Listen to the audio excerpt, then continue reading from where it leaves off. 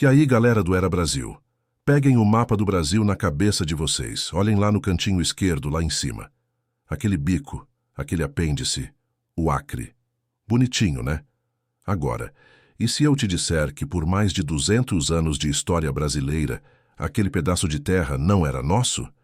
E mais, e se eu te disser que o Acre se tornou brasileiro porque um bando de seringueiros nordestinos liderados por um gaúcho basicamente invadiu a Bolívia, peitou o exército deles, declarou uma república independente umas 3 vezes e forçou o governo brasileiro a comprar a briga? Esqueçam tudo o que vocês sabem sobre fronteiras. A história da Revolução Acreana é a história de um povo que decidiu, na bala e na teimosia, qual bandeira eles queriam hastear.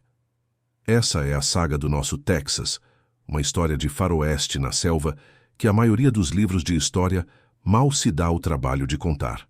Para entender essa confusão, a gente precisa falar de uma coisa: borracha. No final do século XIX, o mundo vivia a febre da borracha. Pneus de bicicleta, de automóveis, tudo precisava do látex da seringueira, o ouro negro da floresta. E onde ficava o maior seringal do planeta? Na Amazônia. O problema é que as fronteiras ali eram mais uma sugestão do que uma realidade, e aquela região, o Acre, pertencia oficialmente à Bolívia. Só que a Bolívia mal sabia que aquilo existia. Era longe, no meio do mato. Quem realmente ocupava na área eram os brasileiros. Dezenas de milhares deles, cearenses, paraibanos, maranhenses, a galera mais casca-grossa do Brasil que tinha fugido da seca no Nordeste para tentar a vida cortando seringa. Eles não se viam como bolivianos, não falavam espanhol e não deviam nada a ninguém.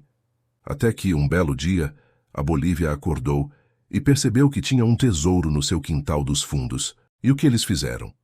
Chegaram lá em 1899, fundaram uma cidadezinha chamada Puerto Alonso e começaram a cobrar impostos absurdos sobre a borracha que os brasileiros extraíam.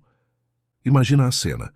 Você mora e trabalha num lugar há anos e de repente chega um fiscal falando outra língua querendo metade do seu salário. A paciência do seringueiro, que já era curta, acabou ali. A floresta, que era silenciosa, começou a ouvir o estopim de um barril de pólvora sendo aceso. A gota d'água, o desaforo final, foi quando a Bolívia, sem braço para controlar a região, fez um negócio digno de filme. Arrendou o Acre inteiro para um conglomerado de empresários americanos, o Bolivian Syndicate. Eles basicamente alugaram o nosso quintal para gringo, dando aos americanos o direito de explorar tudo, cobrar impostos e ter sua própria força policial. Aí a treta deixou de ser local e virou uma questão de soberania. Os seringueiros não iam aceitar serem capachos de bolivianos, e muito menos de americanos. É aqui que a nossa história vira um filme de aventura. Entra em cena Luiz Galves Rodrigues de Arias, um espanhol, jornalista, aventureiro, malandro e com uma lábia espetacular. Ele foi enviado para o Acre pelo governador do Amazonas, que já estava de olho na confusão, para ver qual era a da situação. Mas o Galves não era a cara de só olhar. Ele era um homem de ação. Ele chegou lá, viu a revolta dos seringueiros, sentiu o cheiro de pólvora no ar e pensou: é a minha chance. No dia 14 de julho de 1899, data da queda da Bastilha, o espanhol, liderando um bando de seringueiros armados, tomou Puerto Alonso, expulsou os bolivianos e fez o impensável. Declarou a República Independente do Estado do Acre. Ele mesmo se nomeou presidente, desenhou uma bandeira, aquela com a estrela solitária que o Acre usa até hoje, escreveu uma constituição e mandou avisar o mundo. O Império Galves durou uns 6 meses. Foi um caos divertido. Ele deu ministério para todo mundo, organizou bailes, mas na hora do vamos ver, a coisa desandou. O governo brasileiro, pressionado pela diplomacia, não reconheceu a nova república. Mandou a marinha para a região, prendeu o Galves e devolveu o Acre para a Bolívia. Fim do primeiro round. Parecia que o sonho acreano tinha acabado. A devolução do Acre para a Bolívia foi só jogar gasolina na fogueira. Os seringueiros não aceitaram.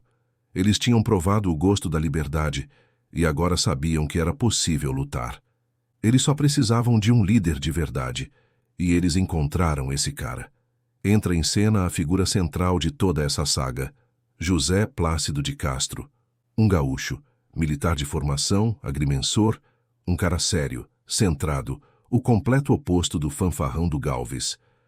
Plácido estava trabalhando na demarcação de Seringais quando foi procurado pelos líderes da Revolução. A missão: liderar um exército de seringueiros para expulsar os bolivianos de vez. E ele aceitou.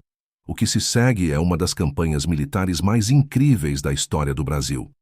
Plácido de Castro organizou um exército de farrapos, seringueiros que mal sabiam atirar, mas que conheciam a floresta como a palma da mão. Com táticas de guerrilha, emboscadas e um conhecimento profundo do terreno, eles começaram a caçar as tropas bolivianas, uma por uma. A campanha durou meses. Foi uma guerra sangrenta travada no meio do Inferno Verde, debaixo de chuva, com malária, bicho e pouca munição. A batalha final foi em Puerto Alonso. Plácido e seus homens cercaram a cidade por semanas. No final, em janeiro de 1903, o exército boliviano, faminto e desmoralizado, se rendeu. Plácido de Castro, o gaúcho à frente de um exército de nordestinos, tinha conquistado o Acre. De novo, com a vitória militar, o problema caía de novo no colo do governo brasileiro no Rio de Janeiro. E agora?